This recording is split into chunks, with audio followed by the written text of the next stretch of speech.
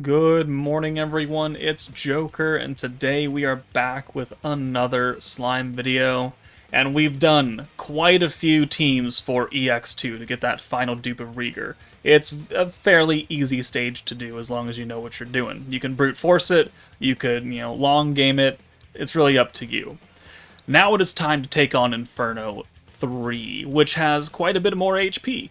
So right now, Hakuro on EX2 has 204,000, and that's why the stage is not overly difficult. Inferno 3, he's got 777, which still is under a million, and we're coming off of a meta where the boss had 4 million HP, but this is not a stacking, a normal blue stacking stage. This is an AoE defense stage because they do a literal shit ton of damage. So your options is to tank it, stun, or brute force it, which we do all three. We tank, we stun, we brute force. So we're showing off three teams. This is being recorded before the second and third units of the meta have come out. This video probably won't go up until at least one of those new characters is out, so it'll make it even easier if you are a poor soul and you had to summon on this meta. I'm sorry. But these teams are viable, not that team. Let me find it and let me get there. Okay. This is a team we used for EX2. It clears EX3 just as well. Maribel, Lumi, Violet, Rieger, Lumi again, and EX Earthmirren as our quote-unquote DPS character. In case you're not aware, everything else about this stage, Yom is giving them synergy and pierce resistance and physical resistance, so it really hurts physical teams. Gobta is nerfing green orbs and then lowering your ult resistance, so when they ult, they hit you very hard. And then Hakuro is the problem, because he's giving them physical attack, 75% chance to pierce, and stacking space attack. If you are not this team, or you're not a burst team, then your option is to stun Hakuro. Everybody else, Gobta and Rieger, honestly don't hit that hard. It's just that Hakuro giving them a whole fuck ton of buffs is the issue. So if you're going to try and use the Vengeance team, you certainly can. You just have to stun Hakuro. Otherwise you won't live long enough for Vengeance to even give a shit. So let's go ahead and start this clip up, and I didn't load it. Hold on. Alright, so here we are. Turn 1, we have either Rieger or Violet's. I'm gonna call her. Fuck. I'm sorry, Lumi lovers. I'm calling Violet Lumi, or Violet lovers, if you're out there. I'm sure there's at least someone out there who does. I'm gonna get them mixed up all day today. But we've used the orb change. We're going to just send the orbs here. This is the defense team with the revives, so we don't need to worry about taking out Hakuro. We just need to worry about spreading the damage out more than anything, because that is what's important. That is what's going to matter a lot. This turn kind of sucks. Do I even continue with it? Man. Okay, yeah, I do. So we've used the AoE buff with Octarium Lumi. We're going to get her out. We're going to bring Rieger in, and we can use Lumi's Convert now, because we have a whole front line of Earth and Fire characters.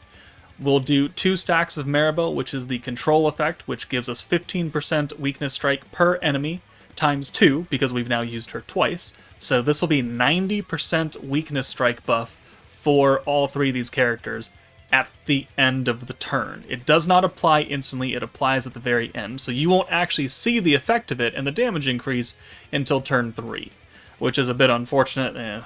Oh well. But she also gives us, Super Guard and 300% extra skill points on blues, which gives us quite a bit of points. We're capped out again, and we have another full hand of Fire and Earth, because that's all we have up front. So boom, we'll use Lumi's Convert again. We'll then bring Lumi in for Rieger and use both stacks of her skill. So now we're up to 20% AoE damage and 25% ult, which isn't a lot, but, we gotta start somewhere, right? Another use of Maribel will give Mirren and Lumi another 45% weakness strike at the end of this turn, so we'll see it next turn on turn 4. And this is where we start spreading out the damage a bit, because we want to make sure that when we AoE nuke with Mirren and Lumi, we can actually kill all of them in one hit instead of having like one super dead and two that are still barely alive, and then bad things may or may not happen because you may not have defense or something like that. So, you know, it is what it is, right? So Rieger comes in, we can alt swap away, we can use the full convert again. That's all the points we have available though. But now we will do 2 stacks of Maribel, guaranteed super guard, and this is where I'm gonna start making a cut, because this video clip goes on for another 7 minutes, because I am a not smart man. However, I do have a second clip of this same team, but we make a few different plays, because, and I will explain, I don't know the damage output of this team, because we have a defense-focused EX Earth character who is not getting the extra 60% damage buff because she's not actually on the fucking team, right? She's not underneath the Determination to Prosper leader skill, so she's not getting that extra top on top of the type advantage, so I don't know how hard she's going to hit. And I know how hard Lumi hits, and it's not that hard. So I wasn't sure how far I needed to push our weakness strike stacks, and how many, do we need the full stacks of Lumi to actually guarantee this kill in Inferno 3, because I want to make sure that we can actually one-tap everybody with the ults. So we're up to 225% weakness strike on turn 5, and then we will use another stack of the alt buff. We'll do another stack of Maribel, and then turn 6 is where they nuke you. So if you wanted to, you could have used the revive skill on this turn, or you can just use it next turn, and then you'll have a full heal for their ult, and then 2 turns afterwards. So I also wanted the EX ults for the 2 ladies, because, they don't do a lot of damage to begin with, and not having EX ults is just severely hampering our damage output. So we'll watch this turn play out, and then I'll bring you back for the other clip that's much better, and then we can understand how much damage this team really does in a perfect setting, as it's built currently, right? We're still missing the actual DPS Earth unit of this meta, and whatever the other character is, whether it be another Fire, or another Earth, or a fucking Water unit, I don't know what they're gonna do. Because they've locked the new Lumi into only changing Earth and Fire, it gives me hope that we're gonna get just 2 Earth or 2 Fire, or one of each in the next couple of weeks or so. That would be very, very nice. Not a guarantee. Not a guarantee. But double stack of Maribel, 90% weakness strike on top of everything else that Lumi has. We had to get Mirren out because she is not on Commander or the Prosper team, so she would not get the revive. 107k for Lumi right there, with no magic buff. It's not great. It's not great. And we do have the revive, and we'll see how hard they hit us now. So Yom, 20,000. Lumi's dead. There's the revive. Gobta, 33k and Octolumi. She's dead and revives. Hakuro also hits her for 42,000 and then dead and revive. So turn 6, that's what happens right there. Now let me pause really fast, make a cut, and then we'll see what happens when I'm actually ready to do stuff within a couple turns. Okay, we're back. Much better turn. We're on turn 6. We have 2 EX ults for both Lumi and Mirren. Octagram Lumi is almost dead because they really, really hated her. But we are ready to go because we have not full stacks of Octagram Lumi, but we have enough. And then we have 2 EX ults. We can now use the 100% magic buff from Violet.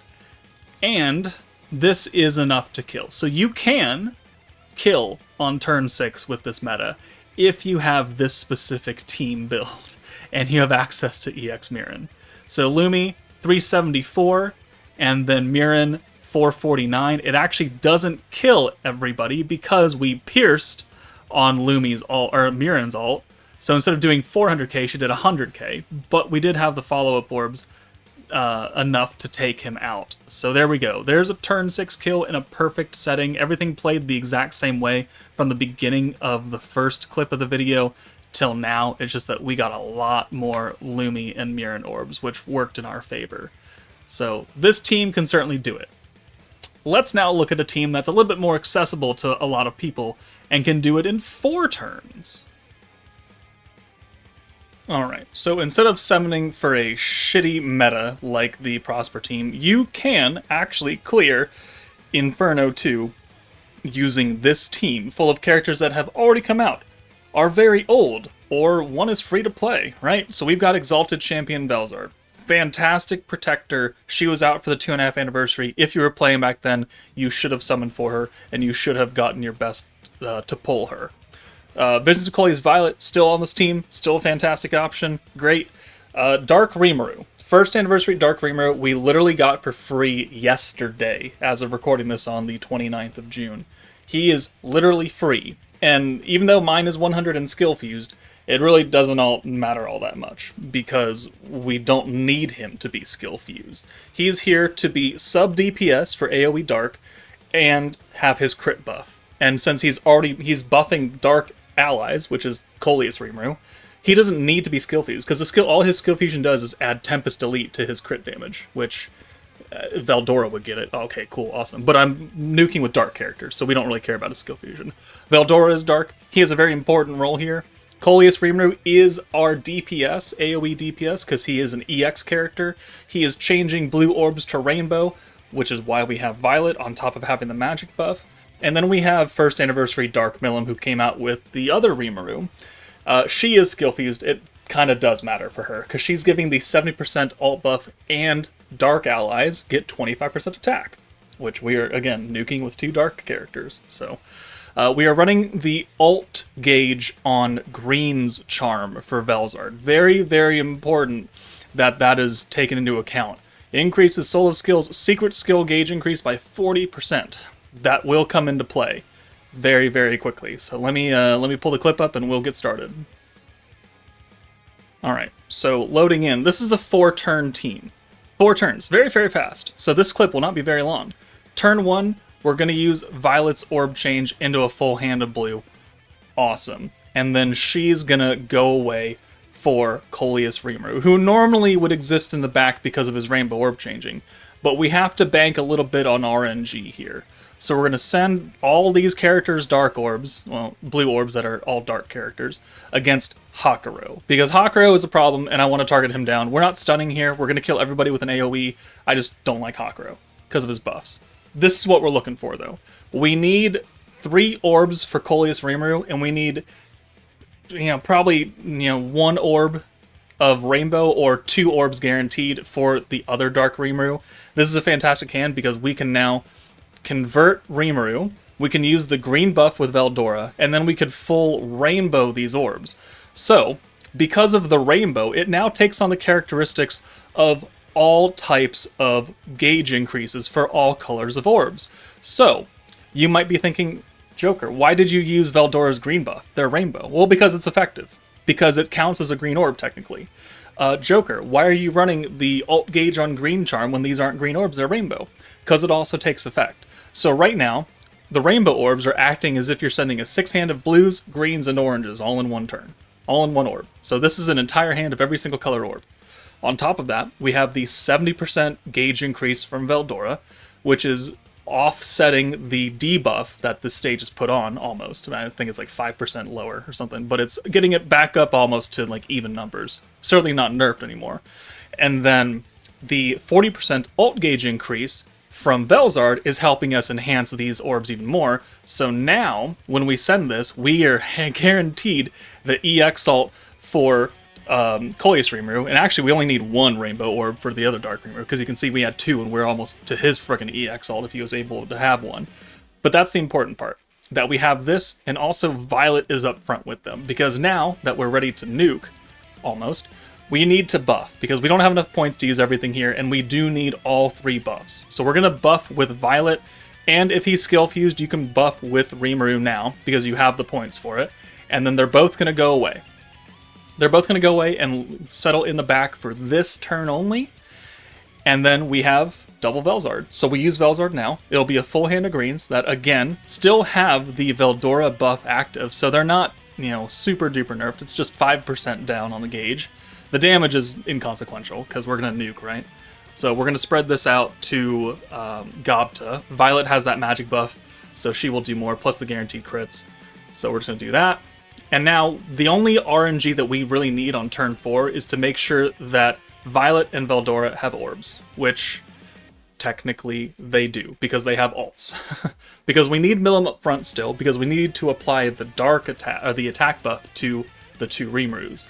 So she needs to stay. So as long as you have orbs for Veldora and Violet, you win, as long as it's played out like this. So now we'll use the ult buff. If Rimuru wasn't skill fused, you could use his skill here now. Maybe, actually, maybe not, because you only have 54 points. Well, it is what it is. So, either way. Boom. Coleus, 479, and then Anniversary Rimuru, 264, and they only have 777 health at max, so there we go. 4 turns taken out. Coleus, or not Coleus, but first Anniversary Rimuru might actually need to be skill fused in order to get that working because of the lower cost. My mistake. I thought we had, I thought we had 1 extra point to take care of on that turn 3, but there you go. You can at least attempt it with this team if you have the right pieces. But Inferno 3 is always a crapshoot, whether or not you have good units or not, and if they're fully built up and all that. So, turn 4 team, and let's come back for the super fun team. The super duper fun team. Also, as a side note, the turn 4 team can also be used like this. Coleus, Rimuru, Violet, Veldora, and then Overlord Shizu, and then EX Mirin. EX Mirin is the only one that, well, the primary nuker with Veldora as backup now. It doesn't require, nearly as many skill fusions, right, actually at all, because we are dropping Dark Rimuru and Dark Milim. So you still got the magic buff from Violet, and then you have the Shizu buff, which is the weakness strike, and then the ult resistance down, and plus the element buff here. That will be enough for Mirin and Veldora to kill, since they actually have type advantage. So you could use this alternative version of the team. It will also do it in 4 turns. We can watch the nuke here from these 2. It runs pretty much the same way. You need maybe a little bit less RNG, because Veldora can just get an ult later on. But Mirin does 559, and then Veldora 243 right there. So very viable, less skill fusion-y, which works out for a lot of people. You just need access to a collab character, which is the unfortunate part of that. But it can certainly do it. Okay, the final team for this video is a stun stacking green team. I decided not to use Vengeance. I'll do that for its own video. But the final clip for this Inferno 3 video will be this stacking Overlord Ainz with Guy stunning. And then we brought skill-fused Earth Treyni. 1, because she's an Earth character. 2, she's a healer. And 3, if she's skill-fused, she's doing 2 things that are very, very impactful. She is giving you, or lowering enemies' pierce power by 30%, right? 30%, and then she also cuts the ult damage you take by 50%. So that is the more impactful thing, because if we keep Hakuro stunned, Gobta and Yom don't really hit all that hard, but you're still going to get hit by their ults. So you want to cut down that damage as much as possible. But the whole point of this team is this motherfucker can never not be stunned past turn 3 or something like that. If you do, he's going to give them, the big time buffs, and they're going to hit a lot harder, and it's going to make your life a living hell. So the entire point of this team is to go a long, long time and keep resetting and building up points and stunning with Guy. The green debuff that is on the stage runs out on turn 8. So for 7 turns, you have to use a combination of Earth Veldora's green buff plus the Despair skill from Ainz, shit skill, but a good effect, primary effect. And that is the 50% protection gauge increase on greens. And that will help you cycle Rimuru if you use the protection gauge on green charm, like I am for him. And the entire point is to just live. Live and keep Hakuro stunned, and you will eventually kill them because they can't really do anything else, and you heal back all the damage that they may put out to you. So we're not going to watch this entire thing, because for the love of God, it's like 22 fucking turns or something like that. But I'll give you a decent idea of what needs to happen with this team. Turn 1, you can't do anything about it, so you're just going to send 4 blues. If you've got the big 3 all traded up, then that will get you your first stack of Rimuru. And after that, you're looking pretty good. I think I do have to reset this, so let me find the actual start clip. Never mind. This is all just one video. I didn't have to reset it all. It's just fucking 22 minutes long, which, again, I'm not going to make you sit here and do that. So here, we can actually make it work, because we can bring Veldora in. He's only going to convert his own orbs, because he's the only one on Exalted Champions, but we can play around with it. So, boom, it'll change those, and then we can bring Nabe in, and she will convert Stern of Spirit orbs, which those 2 last remaining orbs are Ions. So we have the extra protection gauge increase from Rimuru now. We've got a little bit of an element buff, which helps Veldora and would help Treyni if she was up here. More importantly, we're getting skill points. 98 skill points right there, and also Rimuru resets. So now we can use the stun, hopefully the green buff, or at least an orb change, depending on how lucky we get, which we get, I wouldn't say great luck, but we get pretty lucky. Because now we can stun and we can orb change and we can still continue to stack. And that's pretty much what you're going to do. So here, these 3 characters have been reset already. So let's go ahead and orb change first the blues, and then the champion orbs with Veldora. No, hold on, actually. What are we doing? Yeah, the champion orbs with Veldora, because the 2 oranges were him. And then we bring Guy in for somebody. Doesn't matter. And now Hakuro is going to be stunned. And he will remain stunned for the next 20 goddamn minutes. Or until he's dead, ideally. But you must target him down. Like, he must be stunned, and you must focus your entire attention and every single orb on killing Hakuro. Because as soon as he's dead, you can stun somebody else. You can stun Yom or Gobta, it really doesn't matter after that point, because their buffs really don't matter at all. It's just Hakuro that is the problem with holding people back. So here, we will use a Stack of Despair now that we've got even more points now. So Despair, alt resistance down 5% each time. Not that impactful. The 50% protection gauge buff on green orbs, very impactful when combined with Veldora's 70% all gauge increase. So that's the thing. You do have to play around with who's in and out. You can't just always leave somebody in because of the limitations of orb changing on this team, because a lot of them are specifically one team. You got to be flexible. You got to be flexible on who's in and who's out. The most important thing is that you pretty much always have the green buff active from Veldora, and Hakuro is always stunned. If the Despair can be activated every single turn, even better. But that is the primary goal of this team, and that's how it's going to work for the next, 16 turns or something like that. Hakuro is stunned, you kill him, and then you change your attention to somebody else. And eventually you will win, because they can't really do that much damage to you. Like, Guy, he's level 80. He doesn't have great stats. So he's taken a lot more damage than our 120 free-to-play units or Ainz or Treyni. But he's here to do one thing. Not tank. Stun. Stun. That's the important thing. So now we have to make a decision, like, do we reset these characters now? Do we reset Ainz and bring him in? What are we going to do? The green buff is already active. Technically, if we wanted to full orb change, we would have brought him in for Guy, but we didn't really do that. So that was a slight misplay. I should have stunned with Guy, or maybe reset and then stunned with Guy, and then swapped Guy for Ainz, and then we would have been fine. We would have been fine, but slight misplay.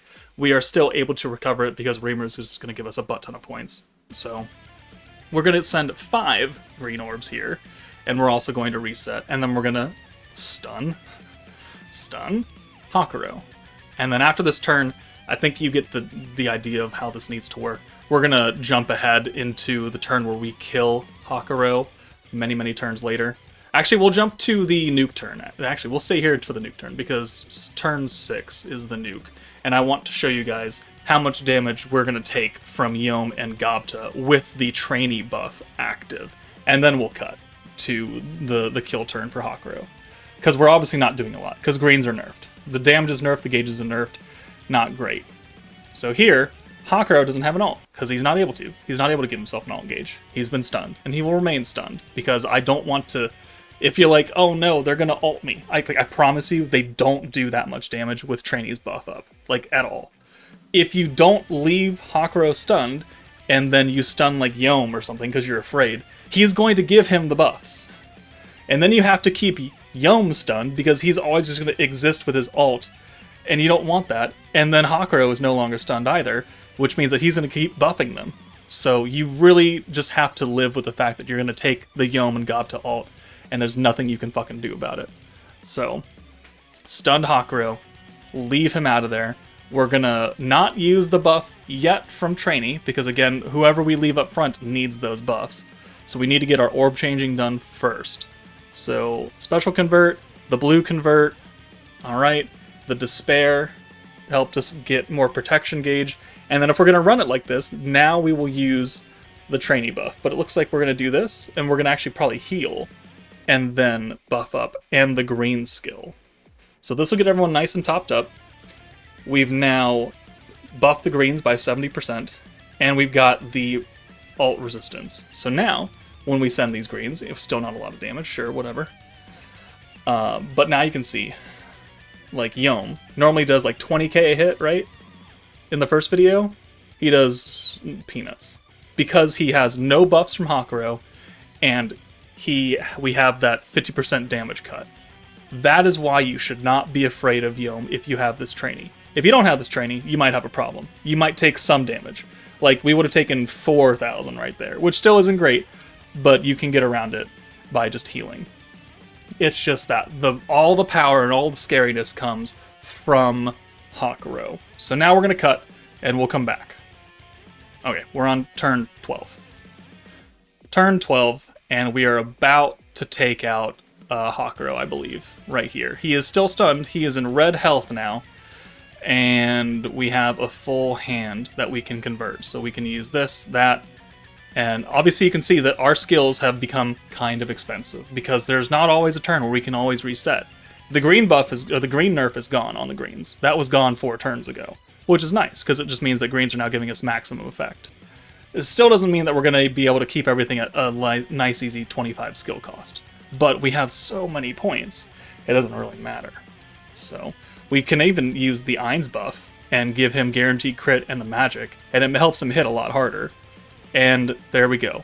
Hakuro is now down. You no longer have to worry about any other damage buffs coming in. And now you can stun whoever you want, and it's just, you end the fight that way. So I think we're going to end the video there, because once Hakuro is dead, this fight is not hard. It's still going to go on for another 7 turns or something, but these two by themselves are nothing. So those are 3 teams you can use to take on Inferno 3. This third team requires a lot. It's very work intensive. The second team, if you can build it, or the variation of it that I showed, please use that. Please use that. It's so much easier. You need a little bit of RNG for orbs, but it'll save you so much of your sanity. If you have another team build that can take this on besides Vengeance, because I'm going to do that in a separate video. If you have any other team builds that can take out Inferno 3 that you found useful, please let me know in the comments and I'll take a look at them. But otherwise, that's it from me. Take it easy, and I'll see you all later.